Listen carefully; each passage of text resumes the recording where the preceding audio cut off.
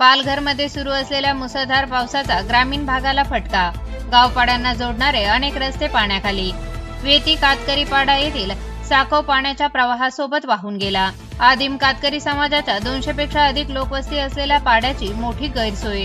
मागील वर्षी रस्ता तयार केला, मात्र साखव जुनाच असल्याने पाण्याच्या प्रवाहासोबत वाहून गेला. विद्यार्थी आणि मजुरांचे मोठे हाल होत आहे. मुख्य बाजारपेठेला जोडणाऱ्या एकमेव रस्त्यावरील साखव वाहून गेल्याने वेती गावातील स्मशानभूमी याच कातकरी पाड्याजवळ असल्याने मयत झाल्यास संपूर्ण गावाची होणार गैरसोय. विद्यार्थी आणि मजुरांचे देखील हाल होत आहेत. तातडीने लोखंडी पूल उभारून देण्याची ग्रामस्थांची मागणी. हा साखव जो आहे तो वाहून गेलाय मुख्य रस्त्याचा, काय गैरसोय होणार आहे तुमची? आमचं म्हणजे एकूण तरी 300-400 लोक राहतात, तर सगळ्यांचा रस्ता हा तुटलाय. आणि मुख्य कारण म्हणजे इथून बरेचसे पाडे आहेत, त्यांचे हे पाड्यात मयत झालं तर इथूनच मसानभूमी जवळ नेतात, तर ते मसानभूमीचा रस्ता हा कायम म्हणजे तुटलाय.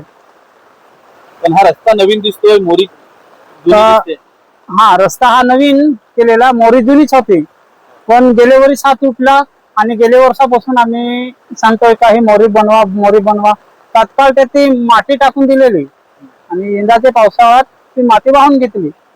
पण आता पाण्याचा प्रवाह वाढतोय, त्याच्यामुळे काही विद्यार्थी असतील किंवा कोण असेल त्यांना गैरसोय. विद्यार्थ्यांना तर आता विद्यार्थी जातील कुठून, पाटाला जातील.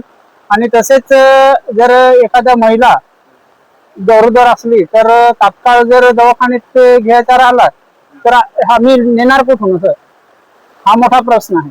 काय मागणी कराल शासनाकडे? शासनाकडे मागणी का हा लवकरात लवकर बनला तर बरंच होईल.